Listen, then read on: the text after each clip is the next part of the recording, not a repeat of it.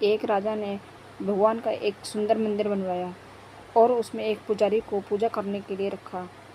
काफ़ी समय बीत गया, राजा की भी उम्र हो गई थी और पुजारी की भी उम्र हो चली थी।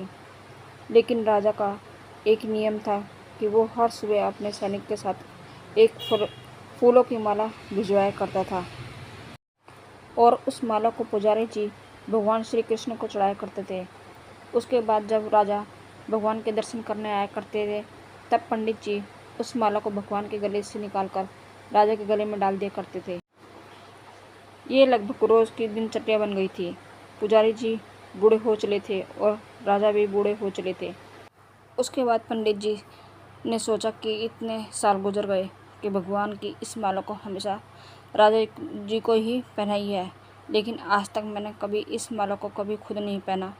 तो हो सकता है कि ज़रूर ये प्रभु की इच्छा हो कि इतने सालों में आज मौका मिला है कि प्रभु की इस माला को मैं अपने गले में पहन पाऊँ।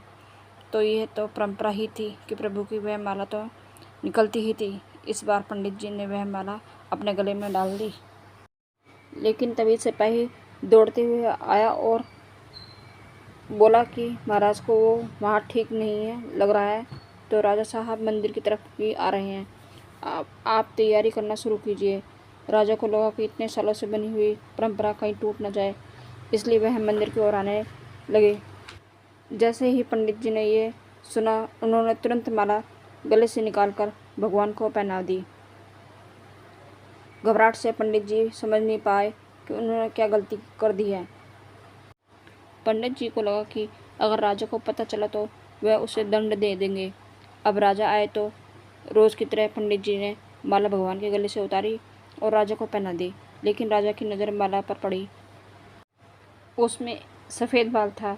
राजा को बात पता समझ आ गई कि ये सफ़ेद बाल पुजारी का है। राजा ने पुजारी से पूछा कि क्या इस माला को आपने पहना था? ये सफ़ेद बाल कहाँ से आया? तो पंडित जी डर गए और डर के मारे बोल दिया कि ये सफ़ेद बाल तो श्री कृष्ण का है, भगवान का है। राजा को गुस्सा आ गया कि एक तो पंडित छल कर रहे हैं, ऊपर से झूठ बोल रहे हैं। राजा ने थोड़े गुस्से में आकर पूछा कि कृष्ण जी के कब से बाल सफ़ेद हो गए? कल श्रृंगार के समय आऊँगा, तब देखूँगा कि श्री कृष्ण के बाल सफ़ेद हैं या नहीं। और याद रखना पंडित जी, अगर बाल काले निकले तो सफ़ेद नहीं निकले तो कल के कल आपको इस छल के लिए मृत्युदंड दिया जाएगा। और राजा गुस्से में तमतमाते हुए वहाँ से चले गए। और इधर पंडित जी को अपनी मृत्यु नज़र आने लगी थी। वो श्री कृष्ण के आगे दंडवत कर लेट गए और बोले, प्रभु मुझे क्षमा कर दीजिए, मैं लोभ में आ गया था। मुझे लगा यह माला मुझे भी पहननी चाहिए। मुझे बचा लीजिए प्रभु, नहीं तो ये कल राजा के हाथों मेरी मौत निश्चित है। पंडित पूरी रात भगवान से विनती करते रहे, रोते रहे, प्रार्थना करते रहे कि प्रभु मुझे बचा लीजिए।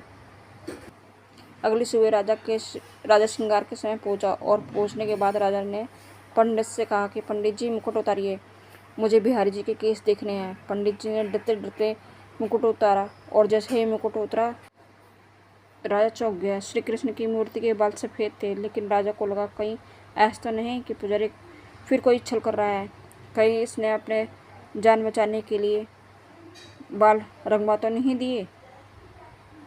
बाल की जांच करने के लिए वो बाल तोड़ने लगे और जैसे ही राजा ने बाल तोड़े, मूर्ति में से खून बहने लगा।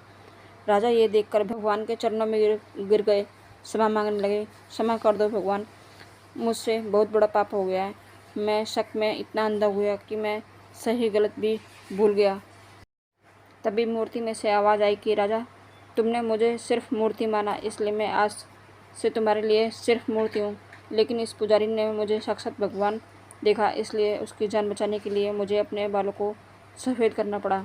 खून की धारा बहनी पड़ी ताकि तुम्हें समझा पाऊँ। और उसके बाद राजा को अपनी गलती पर पछतावा हुआ, लेकिन अब कुछ नहीं हो सकता था।